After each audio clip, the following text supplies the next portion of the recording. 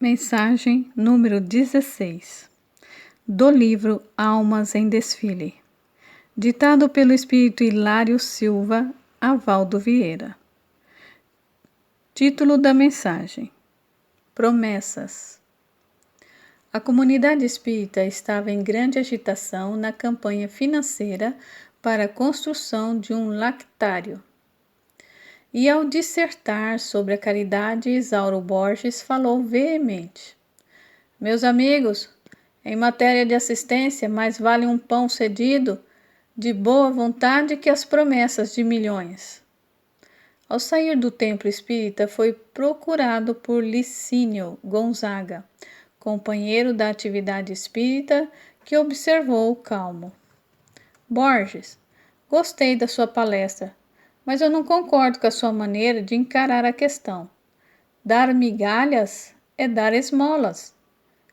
E que nos sugeres, então? Respondeu o interpelado. Não podemos esquecer que a obra do bem é serviço de todos. Gonzaga piscou um olho e disse: Eu não estou dormindo no ponto. E contou que encontrara hospitalizado o grande fazendeiro que adoecera de repente, no Rio de Janeiro, e pela qual passara a se responsabilizar financeiramente até que a família lhe viesse ao encontro. E esse novo amigo, ao que lhe parecia, era um homem providencial. Convidado a vê-lo, Borges compareceu no dia seguinte à casa de saúde, e o coronel Custódio Augusto de Souza, tal era o seu nome, conversou animado, dizendo possuir grande sítio ao pé da serra de Caparaó, no Espírito Santo, e larga faixa de terra na Baixada Fluminense, e que pretendia cooperar na campanha do lactário, com 600 mil cruzeiros. Licínio mostrava olhos fulgurantes e várias vezes os dois amigos visitaram o enfermo fazendo planos. Daí a uma semana voltaram ao hospital com os demais elementos da diretoria para tratarem da doação. Contudo, desapontados, souberam que o doente, que usava o nome suposto, estava com vários processos em andamento na polícia e desde as vésperas fora transferido para a cadeia. Mensagem número 17, do livro Almas em Desfile, ditado pelo Espírito Hilário Silva, Avaldo Vieira. Título da mensagem: Clara. Zeferino olhava. Tudo em derredor fazia pensar. Pensar no passado, voltar aos anos esquecidos. Quarto penumbrento, piso de tijolos manchado e sujo, cheiro de perfume e mofo. Pia descascada a um canto. Roupas humildes dependuradas em mancebo de pés quebrados. Pequena mesa com gaveta entreaberta, mostrando grande cópia de objetos miúdos. Em mesa próxima, sobre o forro pisado, podia ver no lusco-fusco várias caixinhas de cosméticos, vidros de água de colônia, pó de arroz, escovas. Retratos pendendo de parede defronte, e sob a lâmpada de poucas velas, os olhos de Zeferino pervagavam no espaço inteiro, recordando. Como se lembrava, o convite partira do dono da casa, seu velho amigo Nicão. Vamos! Você nunca observou um fenômeno mediúnico? Vamos! Tentara esquivar-se, mas a insistência afetuosa vencera. Vamos, você fará uma ideia. Minha esposa é médium, será interessante. E lá se fora pela primeira vez.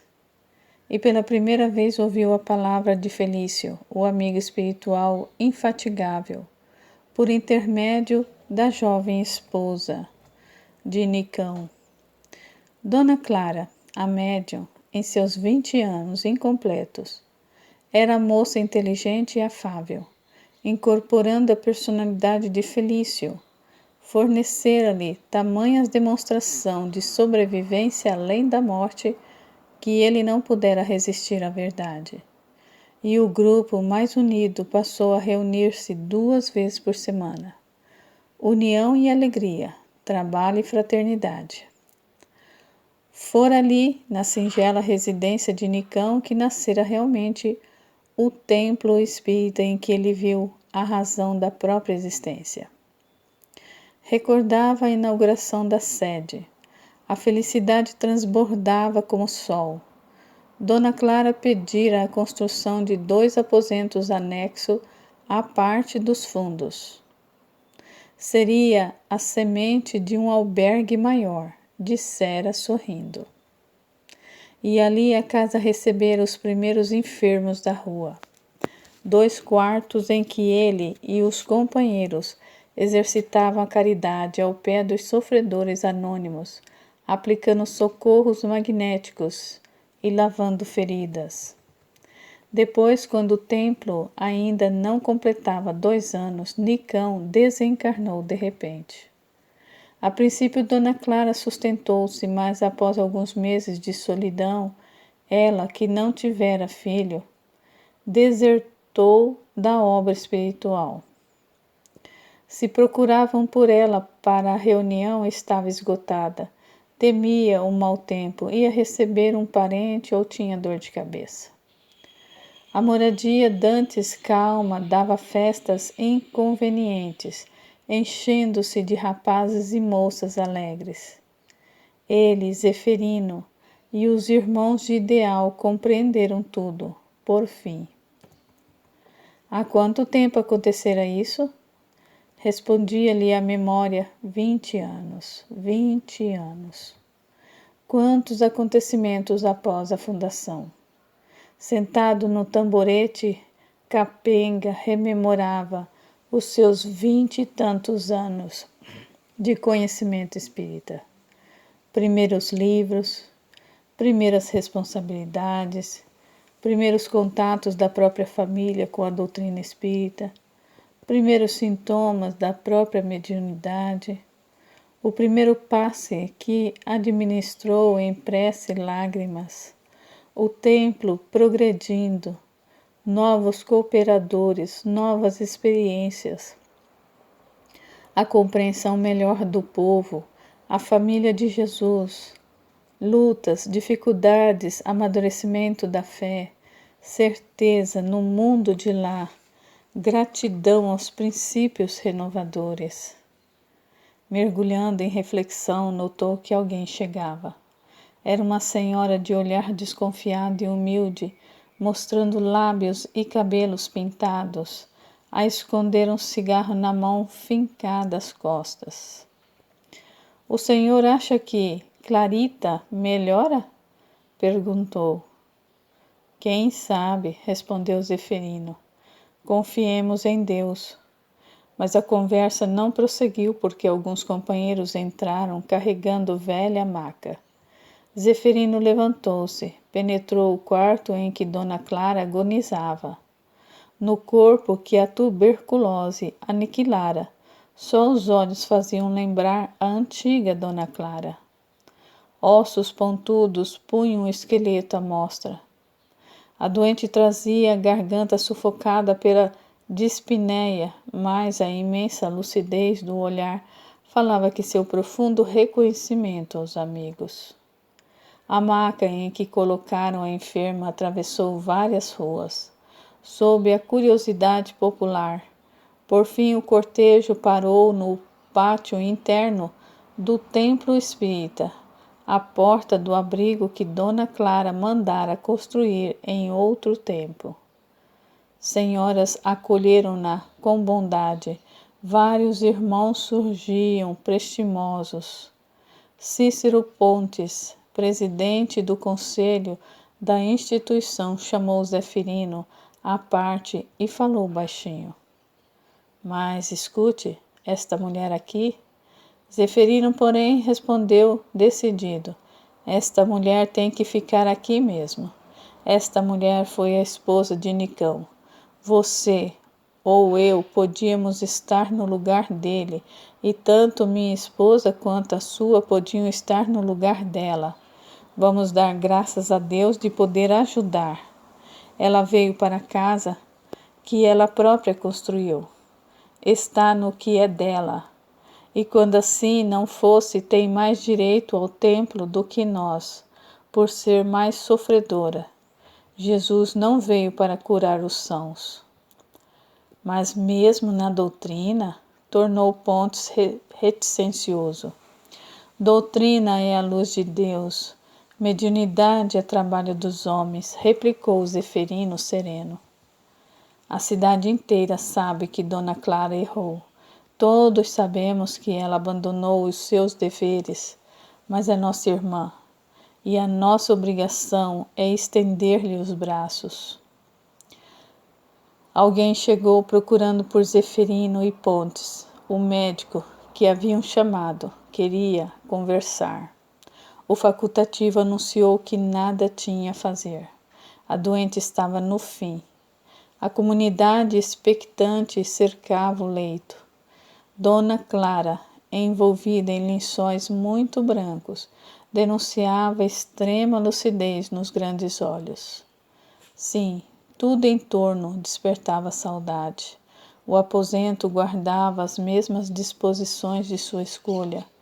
As paredes cor-de-rosa, a janela ampla trazendo o ar perfumado das laranjeiras.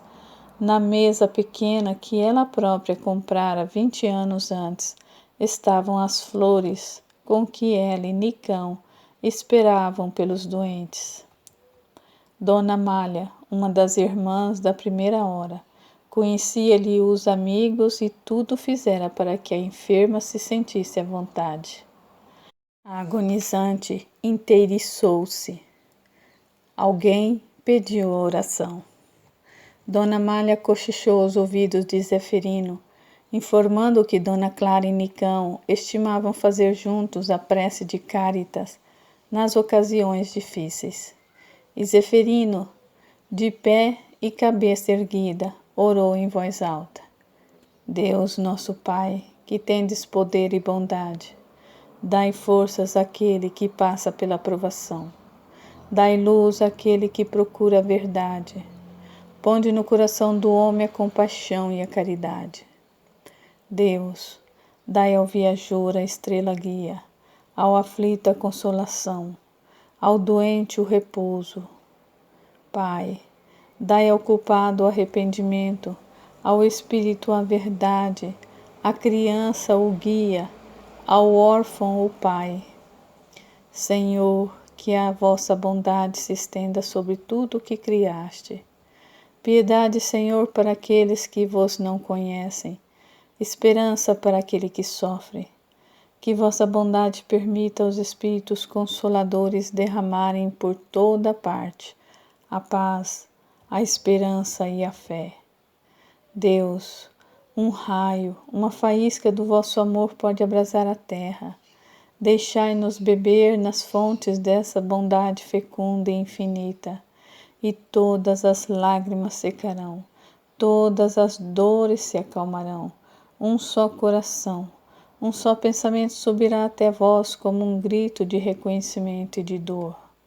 Como Moisés sobre a montanha, nós vos esperamos com os braços abertos. Ó poder, ó bondade, ó beleza, ó perfeição, e queremos de alguma sorte alcançar a vossa misericórdia. Deus, dai-nos força de ajudar o progresso, a fim de subirmos até vós.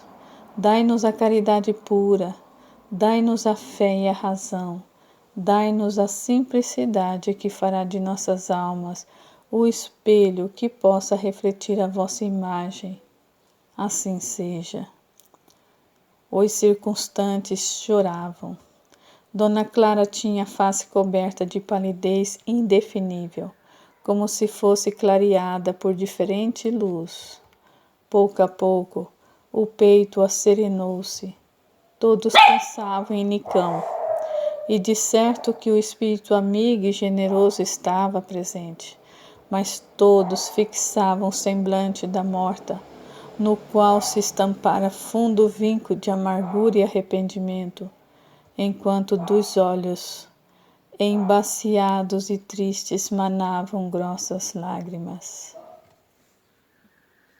Mensagem número 18, do livro Almas em Desfile, ditado pelo espírito Hilário Silva Avaldo Vieira.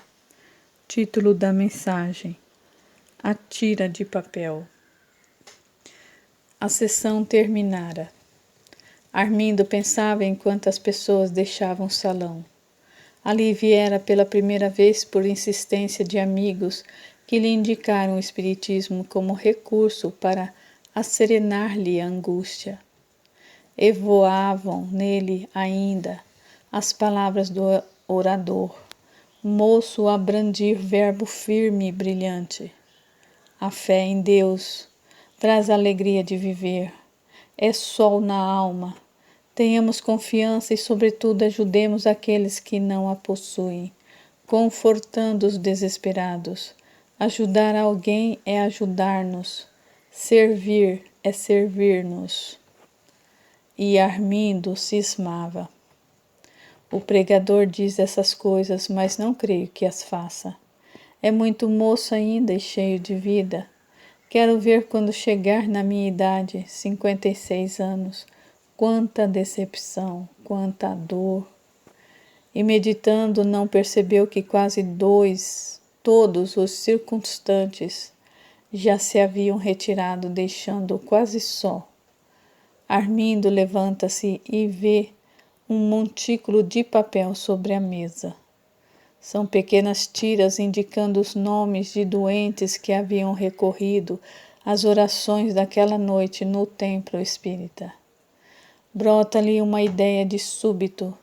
Apanharia um nome e aplicaria os conselhos ouvidos. Consolaria alguém necessitado, tentando melhorar a sua própria mente.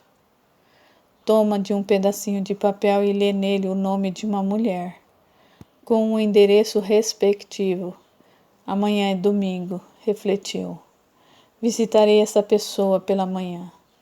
Realmente, às 8 horas, batia a porta da pequena casa, a desmoronar-se em bairro distante. Mocinha triste atende. Armindo pergunta pela mulher indicada, e a jovem fala baixinho.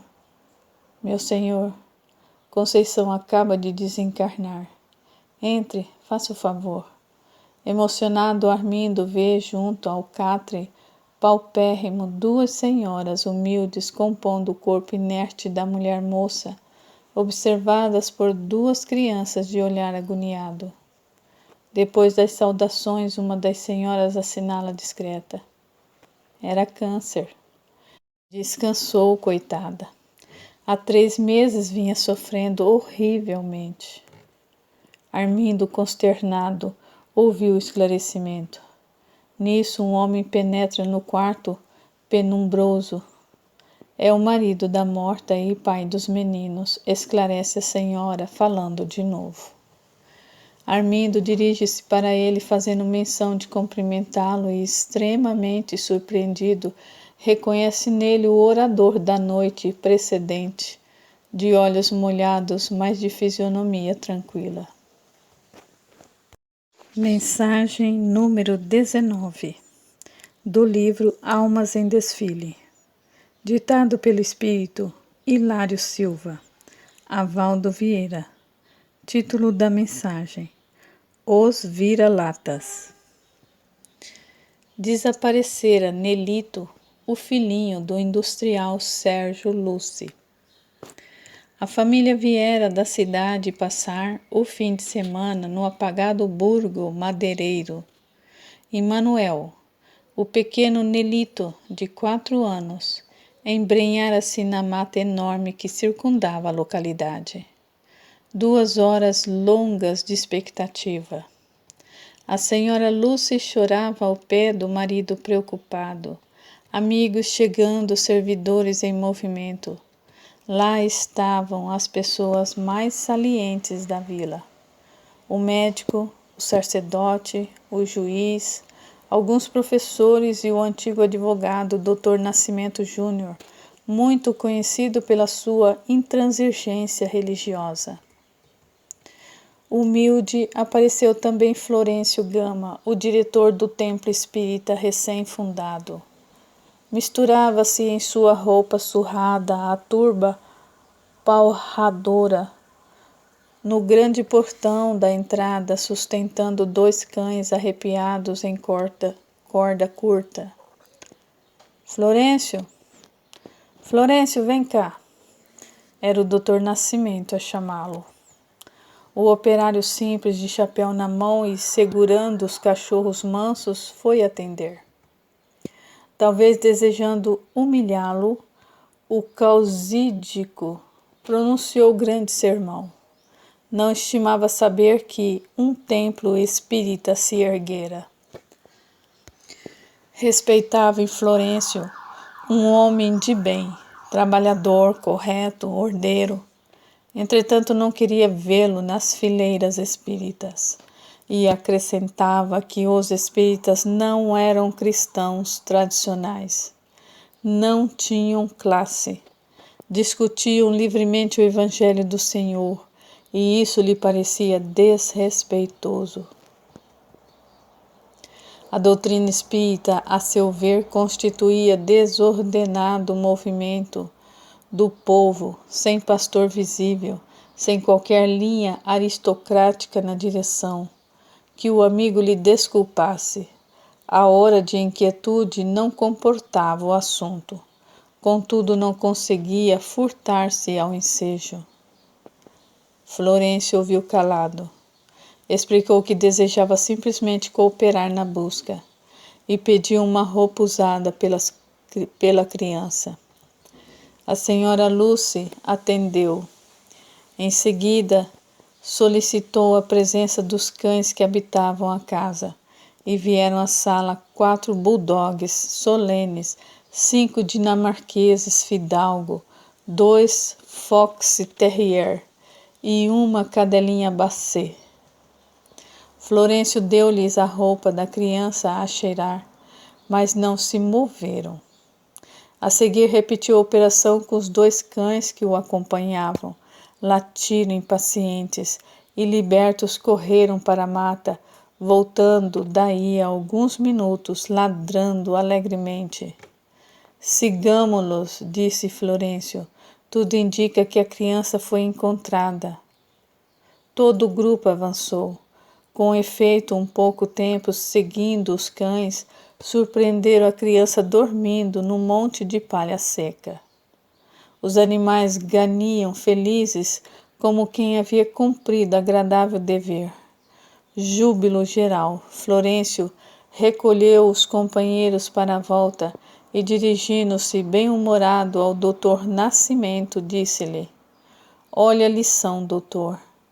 O senhor de certo enganou-se ao dizer que a doutrina espírita não possui representantes respeitáveis. Temos sim, e muitos.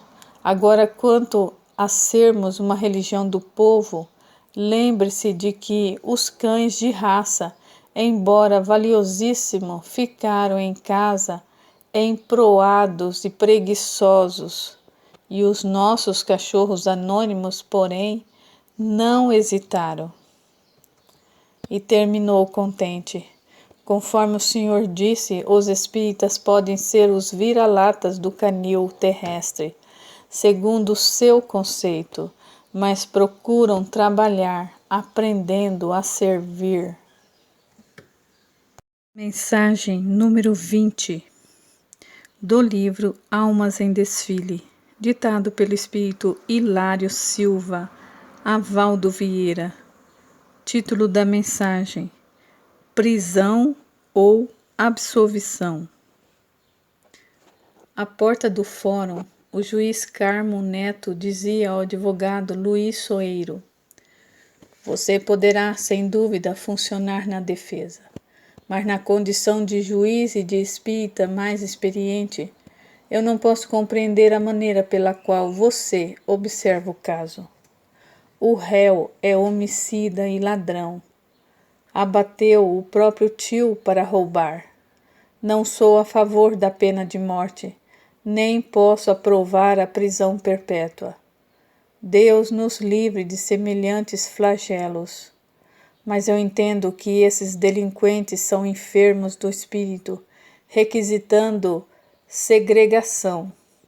Alguns anos de escola e de tratamento reajustam os doentes dessa espécie. Não podemos libertar loucos furiosos. A própria lei divina nos concede na reencarnação os meios precisos de reajuste. Contudo, o advogado espírita recentemente chegado à doutrina observava: Doutor, mesmo assim defendê-lo-ei gratuitamente, com todas as minhas forças, acreditando servir a caridade. Não concordo absolutamente com prisão para ninguém. Aprecio a sua atitude, volveu o magistrado. Como espírita, igualmente não aprovo a cadeia. O castigo, a violência, mas os delinquentes de grandes crimes são doentes perigosos que precisamos apartar da sociedade para adequada assistência. Chegada a hora do julgamento, o Dr. Luiz Soeiro falou com tanta emotividade e eloquência, com tanto carinho e amor fraterno, que o réu foi absolvido por unanimidade. O feito foi comemorado festivamente. Decorridas algumas semanas, o advogado e a esposa desembarcaram alta noite em cidade próxima de visita a familiares.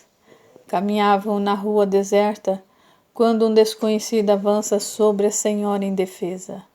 O marido reage, grita por socorro, ajuntam-se populares e o homem é preso.